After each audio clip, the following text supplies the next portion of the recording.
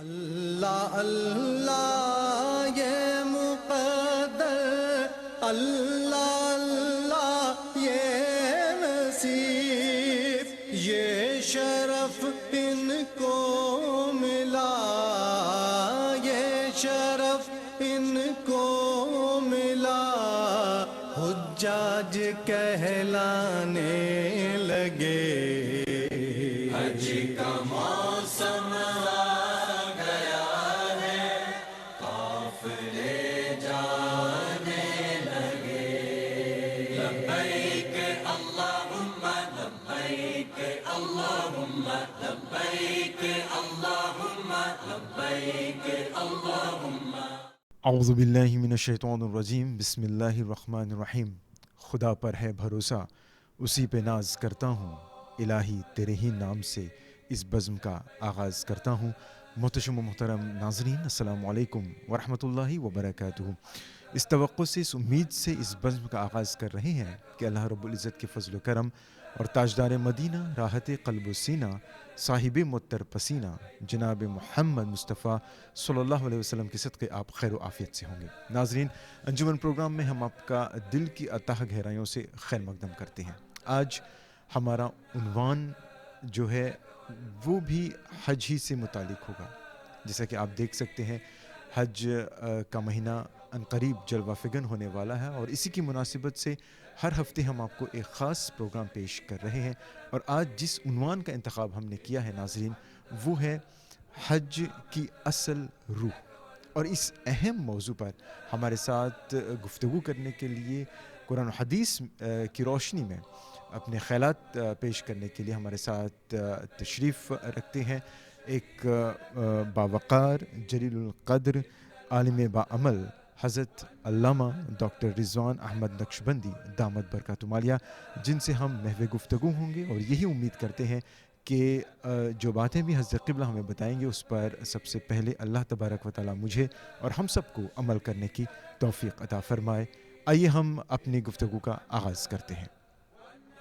حضرت قبلہ، السلام علیکم ورحمۃ اللہ وبرکاتہ۔ وعلیکم السلام ورحمۃ اللہ۔ سب سے پہلے تو انجمن ٹیم کی جانب سے آپ کا بہت بہت شکریہ، آپ نے لبیک کہا، اور یہی جیسا کہ میں نے کہا کہ اللہ تبارک و تعالیٰ ہمیں یہ توفیق دے، جو باتیں بھی آپ بتائیں گے اس پر سب سے پہلے مجھے اور ہمارے ناظرین کو اس پر عمل کرنے کی توفیق عطا فرمائے۔ ایک فکر سے، ایک سوچ سے، ایک خیال سے میں آغاز کرنا چاہوں گا کہ حج کا بنیادی مقصد یوں تو انسان کو روحانی تطہیر کا ایک موقع فراہم کرنا ہے، تاکہ وہ گناہوں سے پاک ہو جائیں۔ اس کی روشنی میں آغاز میں آپ کیا کہنا چاہیں گے؟ ہاں، بہت شکریہ۔ ہاں، اس میں کوئی شک نہیں کہ حج جو ہے دیگر عبادات کی طرح بالکل ایک تطہیر کا عمل ہے، جی، اور اسلام میں جتنی بھی عبادات ہیں یہ پرپز لیس نہیں ہیں، ان کے اندر بڑا پرپز، مقصد ایک موجود ہے۔ بے شک، یہ ہماری سیلف پیوریفیکیشن کا ذریعہ بھی ہیں، ہمارے معاشرے میں تبدیلی اور انقلاب کا ذریعہ بھی ہیں، اور بہت ساری چیزیں ہیں۔ خیر اس کے لیے بڑا لمبا وقت چاہیے۔ حج جو ہے، جیسا کہ ہمیں نظر آتا ہے، حج ایک کلیکٹیو قسم کی ایک عبادت ہے، اجتماعی عبادت ہے۔ جی جی، اسلام نے تمام جو فرائض مقرر فرمائے ہیں، نماز ہو گئی، روزہ ہو گیا، حج ہے، زکوٰۃ بھی لے لیں، تو یہ اس میں کلیکٹیوٹی ہے اور معاشرے کے ساتھ جڑنے کا ایک عمل ہے۔ تو حج اور تمام عبادتیں جو ہیں اس کے اندر ہمیں ایک چیز نظر آتی ہے کہ سیلف پیوریفیکیشن کے ساتھ ساتھ ہماری اپنی اندر کی تطہیر، اور وہ کیسے ہوگی؟ وہ اس طرح کہ ہمارا اپنی ذات کی سطح پر اپنے رب سے ایک سچا تعلق پیدا ہو، جس میں ہم اندر سے اس کو محسوس کر سکیں، اس کو فیل کر سکیں۔ بالکل بالکل، اسلام میں سب سے بڑی روح یہ ہے عبادت کی، مین جو انڈیویجول لیول پر، انڈیویجول لیول پر، انفرادی سطح پر ہر شخص اپنی اپنی ذات میں اپنے رب سے کانٹیکٹ میں آ جائے۔ اور اسی لیے اسلام میں جو عبادت ہے نا، وہ جب وہ اس کو ڈیفائن کرتے ہیں، جیسے کہ ڈیفائن کیا گیا دین میں ہمارے، اور جو اس کی وضاحت کی گئی ہے، اور جو اس پہ پابندیاں عائد کی گئی ہیں اس کے اندر، اور جو باؤنڈریز قائم کی گئی ہیں، تو وہ دنیا کے ہر مذہب سے مختلف ہے. وہ گویا کہ ایسا ایک عمل ہے جیسے کہ آپ کو پوری اچھی طریقے سے ایک پروسیس سے گزارا جا رہا ہے, ایک ٹائٹ نظام سے, ایک بڑی خاص سسٹم سے گزارا جا رہا ہے. یہ کے بعد دیگر یہ کے بعد دیگر ہے کہ آپ مثال کے طور پر آپ وضو ہے, وضو کریں گے, پھر اسی طرح غسل ہے, طہارت, وہ والی پاکی, چھوٹی پاکی, بڑی پاکی, کپڑے آپ کے پاک ہونے چاہیے. پھر اس طریقے سے حج میں لے لیں تو حج میں ایک مخصوص ڈریسنگ ہے, پھر 2 چادریں ہیں وہ بالکل سلی ہوئی نہیں ہوں گی, احرام ہے وہ. اچھا, اب وہ پہننا ہے آپ نے, اور اس کے ساتھ ساتھ آپ کو بہت سی چیزوں سے بچنا ہے. سر نہیں ڈھانکنا ہے آپ کو, چہرہ نہیں ڈھانکنا ہے, آپ نے اپنے جسم پہ 2 چادریں باندھ کر کے بس کو چلنا ہے. اچھا, اور جناب آپ کو خوشبو وغیرہ استعمال نہیں کرنی, اور اسی طرح بہت سی چیزیں, پابندیاں, بہت سی ریسٹرکشنس تھی. تو اب یہ سب کچھ گویا کہ آپ کو ایک پروسیس سے گزارا جا رہا ہے. کیوں اتنی سختی ہے؟ کسی مذہب میں ایسی سختی, ایسی پابندی نہیں ہوتی عبادت کے سلسلے میں, بلکہ ان لوگوں کی خواہشیں ساتھ چل رہی ہوتی ہیں. اور دیگر مذاہب کے ہم دیکھتے ہیں اس کی رسمیں, تو ان میں خواہشیں ہمارے اپنی چیزیں ساتھ چل رہی. دین میں کم از کم تھوڑی دیر کے لیے صحیح, جب اللہ کے حضور میں ہم جا رہے ہیں تو اس طرح جائیں گے کہ ہمیں جو ہے نا اپنے آپ سے بھی الگ کر دیا گیا, ہماری اپنی عادتوں سے الگ کر دیا, ہماری خواہشوں سے الگ کر دیا گیا, تاکہ ہم مکمل طریقے سے اس رب کو محسوس کر سکیں, اندر سے محسوس کریں کہ ہم کسی کے بندے ہیں, کوئی ہمارا خدا ہے. روزے میں دیکھیں آپ, تو روزے میں کھانا پینا بالکل چھوڑوا دیا جاتا ہے. آپ بالکل خلوت میں, جلوت میں, کہیں بھی کوئی لکوڈ نہ سالڈ, کچھ نہیں لیں گے. ایک قطرہ بھی حلق سے نیچے نہیں جانا چاہیے, ایک ذرہ بھی جو ہے وہ نہیں جانا چاہیے. اتنی پابندی. جبکہ دیکھیں گے آپ دوسرے جو مذاہب ہیں ان کے اندر جیسے لکوڈ کی اجازت ہے, مشروبات کی اجازت ہے, کرسچینٹی میں ہے, اور دیگر مذاہب. اسلام میں نہیں. اسلام کے اندر جو عبادت کا معاملہ ہے وہ بالکل ٹائٹلی ایک سسٹم ہے, اور اس کے اندر بالکل انسان کو کس دیا جاتا ہے. جیسے کہ ہم دیکھتے ہیں کہیں اچھی اعلیٰ ٹریننگ ہوتی ہے نا دنیا میں, کہیں فوجی عسکری تربیت ہوتی ہے, ایسے اسکول ہوتے ہیں, ٹریننگ سینٹر ہوتے ہیں, تو وہاں پر کیا ہوتا ہے, سخت اصولوں پہ چلایا جاتا ہے, بڑے ہارڈ پرنسپل ہوتے ہیں, تاکہ جو بھی ہم چاہتے ہیں مقصد کسی کو بنانے کا وہ ہم حاصل کر سکیں. تو دین میں کیا ہے, یہ چیز اس لیے رکھی گئی ہے تاکہ ہم اس چیز سے گزرتے ہوئے ہر اپنے اس پورے پروسیس میں یہ محسوس کریں کہ ہم اللہ کے حضور میں آ گئے ہیں. The presence of Allah almighty, اس کے حضور میں آ گئے ہیں. بے شک. مگر حضرت جو بات آپ بتا رہے ہیں, یقیناً کہ ہر قدم پر جب ہم نظر ڈالتے ہیں, جو بھی مناسک کی بات آپ جو کی, تو ایک طرح سے ایک پوری تیاری کی ضرورت ہوتی ہے حج کے لیے. مگر عام طور پر یہ کہہ لیجئے کہ افسوس کی بات ہے کہ ہم دیکھتے ہیں کہ حجاج کرام اس کو ایک عام سفر کی طرح لیتے ہیں, اور جو سنجیدگی, سیریسنس کا اظہار, مظاہرہ کرنا چاہیے, وہ بہت کم دکھائی دیتی ہے. تو اس پہ آپ کیا کہیں گے؟ ہاں, اس کی وجہ یہ ہے نا کہ لوگ جب مقصد کو سامنے نہیں رکھتے تو ظاہر ہے کہ پھر وہ غیر سنجیدہ بھی ہوں گے. ایک بچہ جب اسکول جاتا ہے پڑھنے کے لیے تو گھر سے ایک تصور لے کے تیاری شروع کرتا ہے کہ مجھے پڑھنے کے لیے میں جا رہا ہوں, مجھے علم حاصل کرنا ہے, مجھے کلاس روم میں بیٹھنا ہے. تو اب وہ جو بھی تیاری کرے گا وہ سب اس کے مطابق کرے گا, یونیفارم پہنے گا اور اپنی چیزیں تیار کرے گا, اپنا بیگ وغیرہ, اپنی کتابیں, تمام ضرورت کی چیزیں. پھر اس کے بعد وہ سیدھا اسکول جائے گا اور کلاس روم میں جا کے بیٹھے گا. ایک ڈسپلن پورا اس کے اوپر پیدا ہو جائے گا. کیوں؟ اس لیے کہ اس کے سامنے تعلیم ہے, اس کا مقصد سامنے. لیکن اگر ایک بچہ, ایسے بھی بچے ہیں دنیا میں, وہ بھی ہم دیکھتے ہیں کہ ان کو کہیں اور جانا ہے, اسکول کا نام لیا ہے خالی, بس یہ کہ اس کے بہانے سے کہیں اور جانا ہے, مقصد کھانا پینا ہے, گھومنا پھرنا ہے, دوستوں کے ساتھ ادھر ادھر اللہ گلا کرنا ہے. تو اب وہ ظاہر ہے اس ڈسپلن میں نہیں آئیں گے, وہ اسی طرح چلیں گے اور پھر جو ان کا مقصد ہے وہ وہاں نکل جائیں گے.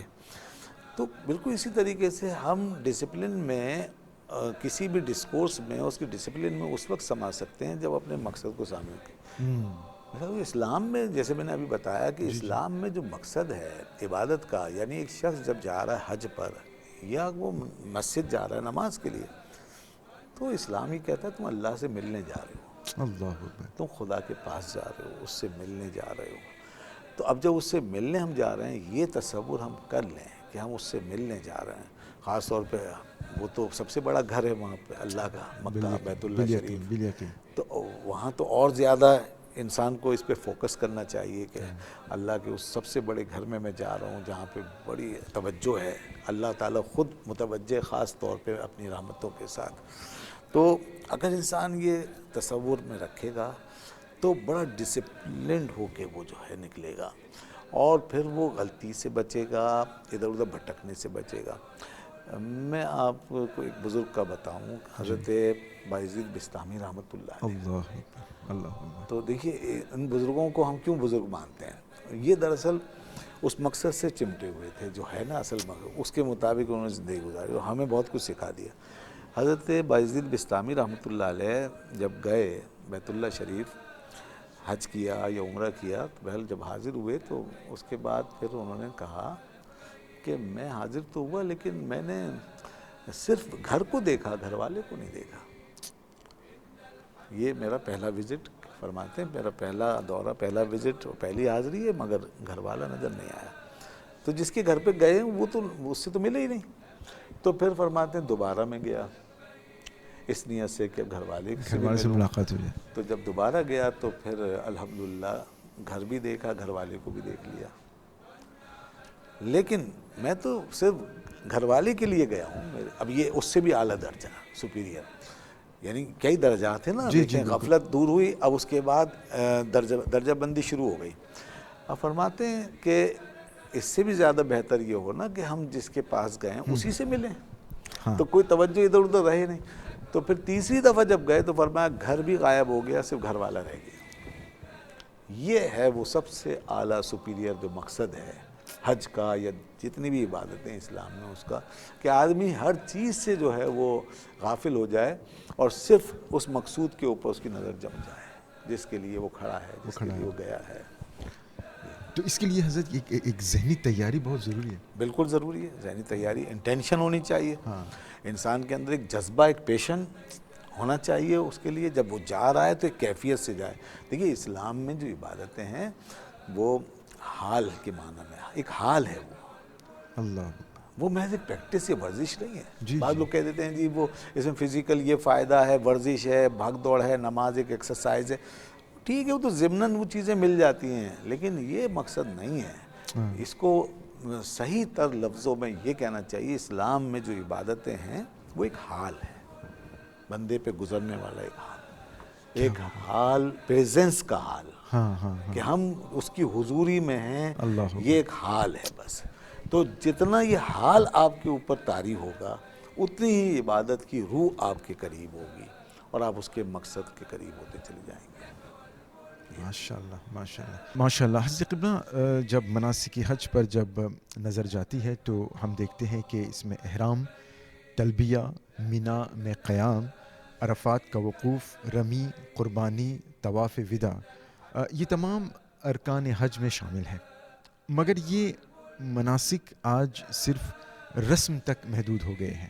اور میں اس علامہ اقبال کا معروف شعر جو ہے اس سے میں یہ سوال کرنا چاہوں گا آپ سے کہ رہ گئی رسم ازاں روح بلالی نہ رہی، فلسفہ رہ گیا تلقین غزالی نہ رہی. اس کے حوالے سے آپ حضرت کیا کہنا چاہیں گے؟ ہاں یہ تو ہے کہ اب یہ چیزیں صرف رسم بنی رہ گئیں. یہ سب جو مناسک حج کہلاتے ہیں اس میں حج کے ارکان، فرائض اور واجبات اور سنتیں سب آ جاتے ہیں. تو حج کا جو پورا ایک وہ بنا ہوا ہے اسٹرکچر ان سب چیزوں سے مل کے بنا ہے. اور بے شک اس میں مختلف قسم کی جہتیں ہیں. جی بالکل. کبھی ہم ایک جگہ پر ہیں، کبھی دوسری جگہ پر ہیں، کبھی تیسری جگہ پر ہیں. یہ اگر دیکھا جائے تو پیچھے تاریخ سے بھی جڑا ہوا ہے سارا معاملہ. ایک بڑی زبردست ہسٹری ہے حضرت ابراہیم خلیل اللہ علیہ السلام کی اور ان کے اہل بیت کی. تو جو قربانیاں انہوں نے دی ہیں اور جو واقعات اس وقت پیش آئے تو اللہ نے اسی کو میمورائز کر دیا ہے ہمارے لیے. اور یوں یہ سب ایک سمبولک معاملہ بھی ہو گیا اس حوالے سے کہ ہم جب وہاں جا رہے ہیں ان جگہوں پر اور وہ عمل دہرا رہے ہیں تو دراصل ہم اس تاریخ کو ریوائیول دے رہے ہیں، زندہ کر رہے ہیں اپنے اندر، اپنے ساتھ اس کو لے کے چل رہے ہیں. تو دیکھیں اللہ تعالیٰ کو وہ چیزیں، وہ ادائیں اتنی پسند آئی ہیں، اللہ کے ایسی قبول ہوئیں کہ ان کو اب ایک اپنی مستقل عبادت کا حصہ بنا دیا. تو اب بجائے اس کے کہ ہم اس کو محض रस्म समझें, रस्म कब बनती है कोई चीज़? रस्म उस वक्त बनती है जब हम उसको उसके कॉन्टेक्स्ट से, उसके बैकग्राउंड से, उसके माजी से काट देते हैं, जी जी जी। तो फिर वो चीज़ रस्म एक अंधी तकलीद होती है जिसका कोई मकसद नहीं होता, बस वो एक हमारे एक सोशल सेटअप होता है जिसमें लोग खामा खाओ एक जैसे कोई किसी चीज़ में, किसी भंवर में फंस गए, किसी जाल में फंस गए हैं, बस रस्म इस तरह की एक जाल होता है, उसमें समझ कुछ नहीं आता कि क्या मकसद क्या नहीं। इसी तरह इबादतों का भी हमने तकरीबन ऐसा हाल कर लिया कि हम ये नहीं समझ रहे कि हम ये क्यों कर रहे हैं, हम जैसे कि बस एक ज़ाहरी परफॉर्मेंस से गुजर रहे हैं, तो ये रस्म हो जाती है। फिर अगर हम इसे रस्म से निकालना चाहते हैं तो इसका हिस्टोरिकल जो बैकग्राउंड है, जो कॉन्टेक्स्ट है, उसको जहन में ज़रूर रखें। कुरान पाक ने उसको बार बार जोड़ा है, यहाँ तक कि काबतुल्लाह की तामीर का भी वो मरहला कुरान ने बयान किया। जी जी। और यरफ़उ इब्राहीमुल क़वाइद मिनल बैति व इस्माइल, फिर वो दुआ है रब्बना तक़ब्बल मिन्ना। इसी तरीके से कुर्बानी का जिक्र, पूरा किस्सा कुरान ने बयान किया है, तफसील से बयान किया, उस ख्वाब का जिक्र किया। इसी तरह देखें आप बीबी हाजरा का दौड़ना सफ़ा मरवा के दरमियान में, और फिर वहाँ अराफात में वहाँ पर पहुँचना और वहाँ ठहरना, ये सब यादगार हैं। तो अगर हम इसको अपनी इस तारीख़ से जोड़ के चलें तो हम यकीनन इसकी रस्मियत से निकल कर इसकी हकीकत में चले जाएंगे। तो वो जो रह गई रस्में आज़ा रूह बिलाली ना रही, तो ये फिर इंशाअल्लाह हमारे साथ नहीं होगा, बल्कि रूह बिलाली भी साथ होगी इंशाअल्लाह। बल्कि अल्लामा इकबाल ने इस तरफ इशारा यूँ किया है कि जैसे कि जो रिवाज है आजकल, जो क्योंकि अब देखिए जैसे कि हमने कहा हज़रत कि बात वही फिर आ जाती है कि एक तरह से लोगों में ये शऊर नहीं होता है कि वो क्या फ़र्ज़ अदा करने जा रहे हैं, क्योंकि ये क्या जो मौका उन्हें फ़राहम किया जा रहा है, अल्लाह तबारक व तआला का मेहमान होना अपने आप में तो बहुत बड़ी सआदत है।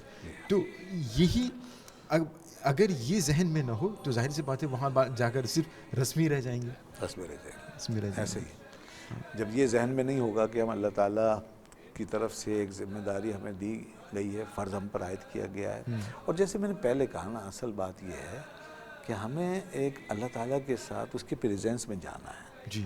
हम इबादतें इस्लाम में ये लाइव चीज़ है, बिल्कुल एक लाइव चीज़ है, कोई मुर्दा किस्म का डेड अमल नहीं है। ऐसा नहीं है कि पीछे जब किया गया है बस महज उसकी नक्काली, बेशक उसके मुताबिक है, जो सुन्नत है उसके मुताबिक है। हाँ। इसमें इत्तिबा है, इत्तिबा रखी गई है, और हू बहू उसको उसी तरह प्रैक्टिस करना है। लेकिन इसमें जो चीज़ ज़िंदा है ना, वो है कॉन्टेक्ट, वो है अल्लाह ताला से ताल्लुक़, कि अल्लाह हम तेरे हुजूर में हाजिर हैं।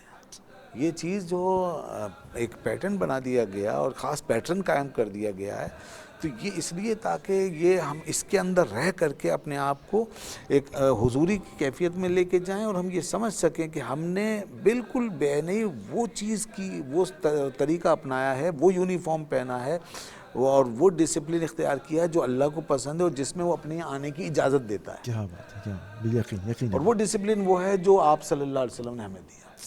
जैसे हमें मालूम है अगर हमारे पास यूनिफॉर्म है तो हम स्कूल में बैठ सकते हैं, हमें कोई ख़तरा नहीं है। क्या? लेकिन अगर हमने कोई चीज़ कम कर रखी है, हमारे बूट वैसे नहीं है, हमारे सर पे हेड वो वाला नहीं है, हमारे पास वो कलर वो नहीं है, तो अब हम डरते हुए जाएंगे और निकाल दिए जाएंगे। लेकिन जब हम पूरे बिल्कुल यूनिफॉर्म में हैं, तमाम रिक्वायरमेंट्स पूरी करके जा रहे हैं, या हम किसी मुल्क में जा रहे हैं, सारे डॉक्यूमेंट्स लेके जा रहे हैं, तो हमें कोई खौफ नहीं है। इसी तरीके से ये जो नबवी तरीका है, रसूलुल्लाह सल्लल्लाहु अलैहि वसल्लम क्यों फरमाया कि मुझसे ले लो, मुझसे सीख लो, सल्लू कमा रायतुमूनी उसल्ली, नमाज ऐसे पढ़ो जैसे मुझे पढ़ता हुआ देखते हो, और खुदू अन्नी मनासिककुम, तुम अपने मनासिक मुझसे सीखो। तो जब एक आदमी आप अलैहिस्सलाम से हू बहू बेनई वही चीज़ ले लेगा और उसके मुताबिक वो प्रैक्टिस करके जाएगा, तो अब उसे इस बात का यकीन होना चाहिए कि उसके ऊपर वाले वजूद पे कोई ऐसी बात नहीं है जिसकी वजह से वो रिजेक्ट किया जाए। तो अब ऊपर का शोबा तो मुकम्मल हो गया, ऊपर की रिक्वायरमेंट मुकम्मल हो गई, अब सिर्फ अंदर का मामला रह गया कि ऊपर तो अब आप छोड़ दें। आपने अगर इत्तिबा सुन्नत का तकाजा पूरा कर दिया, रिक्वायरमेंट पूरी कर दी, यूनिफॉर्म पूरा कर लिया, बस अब आप अंदर चले जाएं और अब अपने दिल को हाजिर करने की फ़िक्र करें, बस बाकी सब छोड़ दें। फिर दिल अगर आपका उधर मुतवज्जे हो गया तो उधर से वो फरमाता है, जब तुम इस यूनिफॉर्म में आते हो तो उधर से मैं तुम्हारा इस्तकबाल करता हूँ, तुम्हें वेलकम करता हूँ। लेकिन जब मसला वही है, जब आदमी का दिल गाफिल होता है تو بس پھر وہ بات نہیں بن پاتی. بات نہیں بن پاتی. ظاہری طور پہ قبولیت مل جاتی ہے, ریجیکٹ وہ بھی نہیں ہوتا کیونکہ وہ اس کے محبوب کی نشانیاں ہیں, تو ظاہری طور پہ قبول ہو گیا.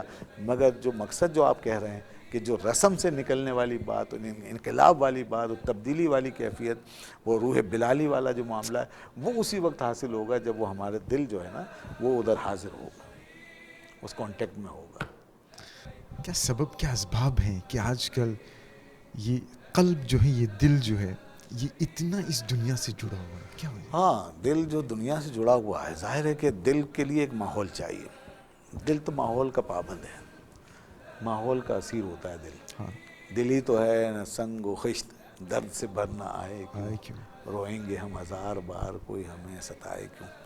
تو دل جو ہے نا وہ, اس پہ آدمی اگر اس کو کنٹرول میں رکھنا چاہتا ہے تو اس کے مطابق ماحول اس کو دینا پڑے گا. دل ماحول کا پابند ہے. اگر آپ کا ماحول سخت دلی کا ہے تو دل سخت ہو جائے گا. اگر آپ کا ماحول نرم دلی کا ہے تو نرم ہو جائے گا. اگر آپ کا ماحول بدگمانیوں کا ہے تو دل بدگمان ہو جائے گا. اگر آپ کا ماحول خوشگمانیوں کا ہے تو خوشگمان ہو جائے گا. تو جیسا ماحول دل کو ملتا ہے.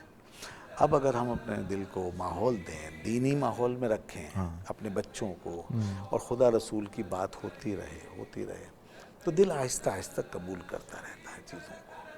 اور پھر وہ جیسے ہمارا اوپر کا وجود عادی ہوتا ہے چیزوں کا, اسی طرح ہمارا دل بھی عادی ہو جاتا ہے کچھ چیزوں کا.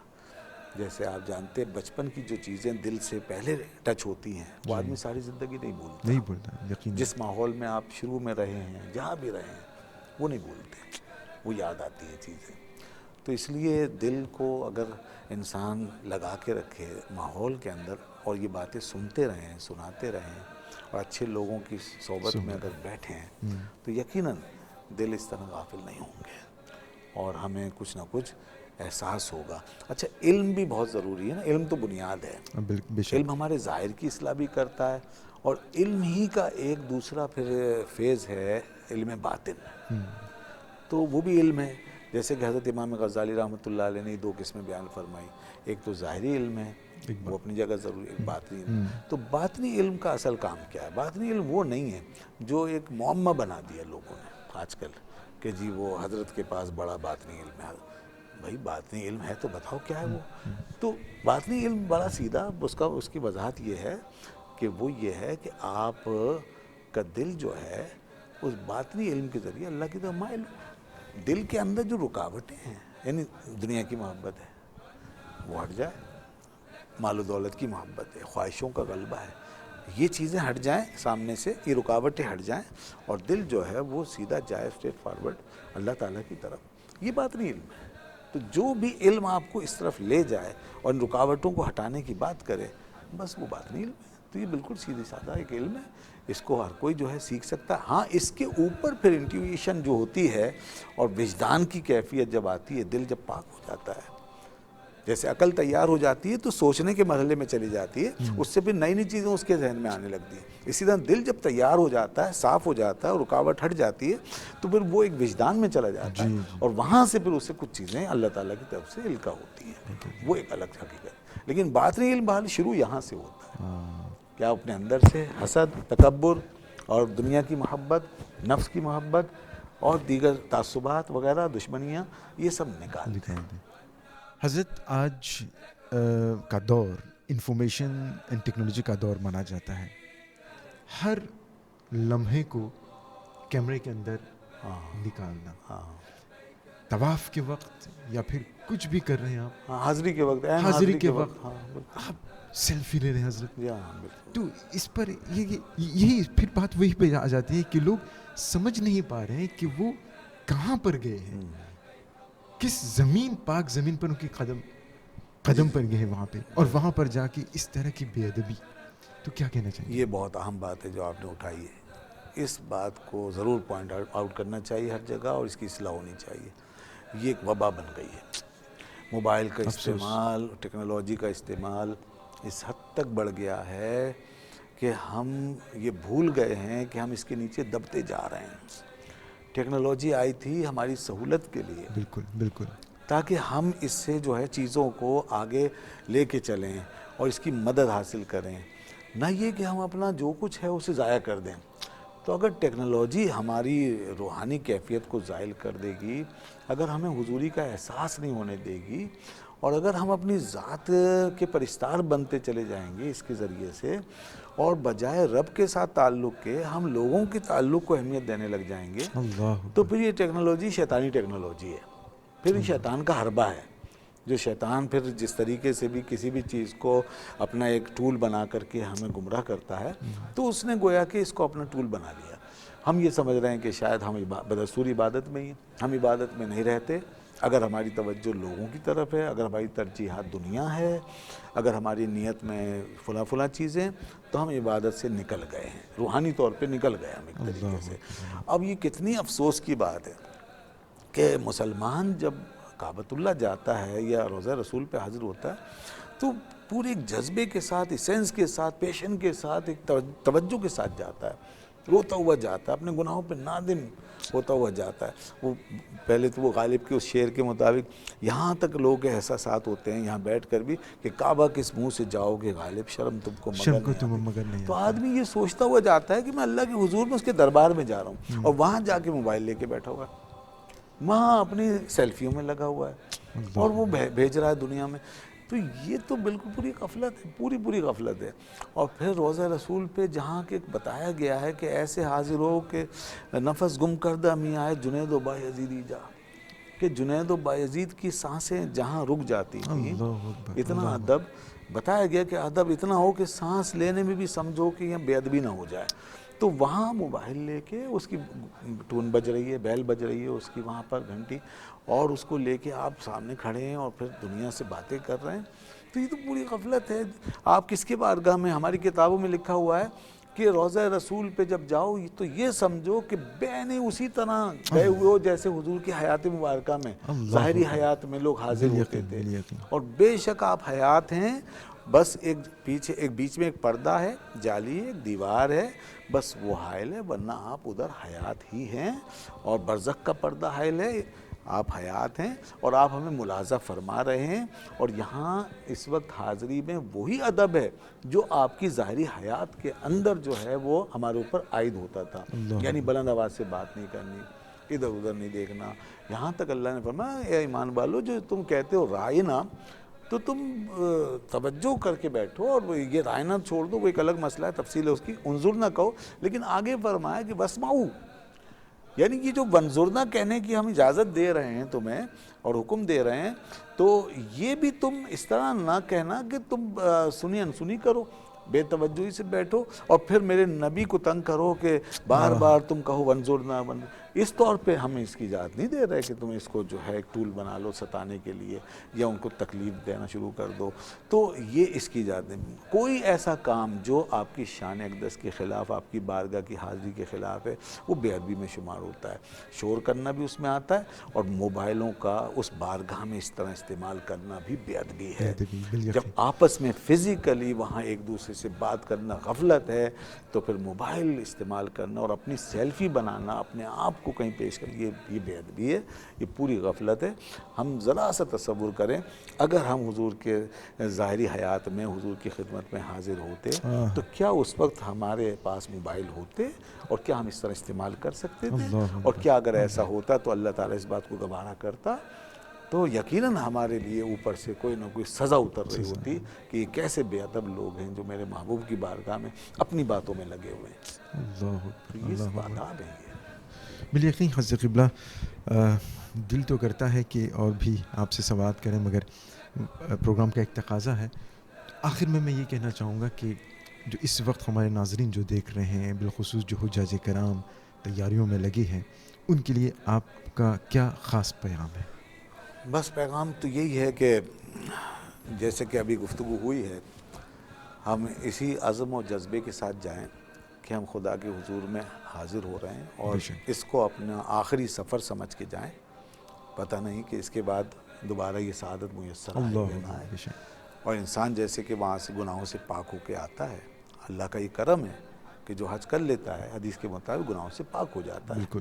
تو جب پاک ہو کر آپ آ جائیں تو خدا کے لیے جیسے آدمی نہا کے آتا ہے تو دھول مٹی اور دھوئیں کے آگے کھڑا نہیں ہوتا، کیونکہ وہ نہا کر آیا ہے, وہ صاف کپڑے پہن کے آیا, اسے معلوم ہے کہ میرا نہایا ہوا عمل سارا بیکار ہو جائے گا.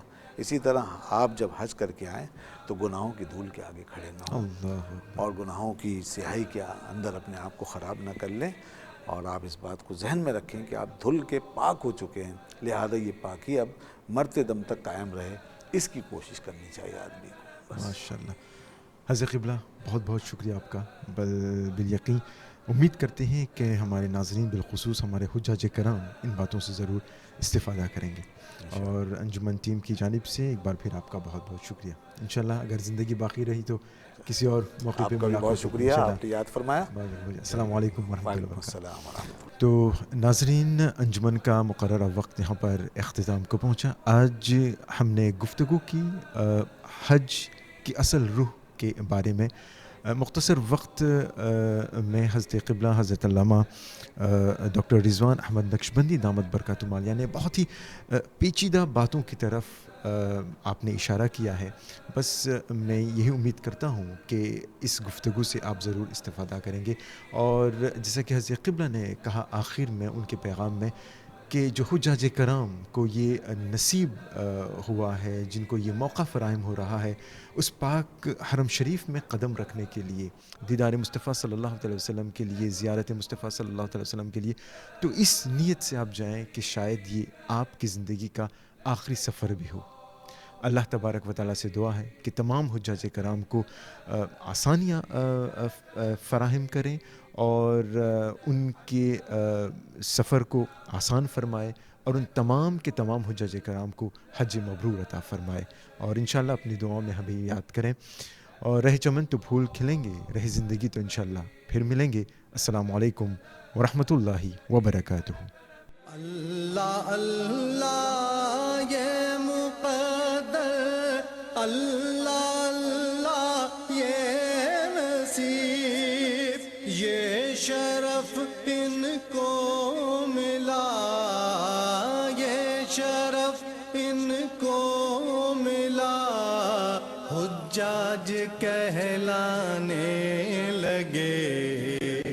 حج کا موسم آ گیا ہے, قافلے جانے لگے.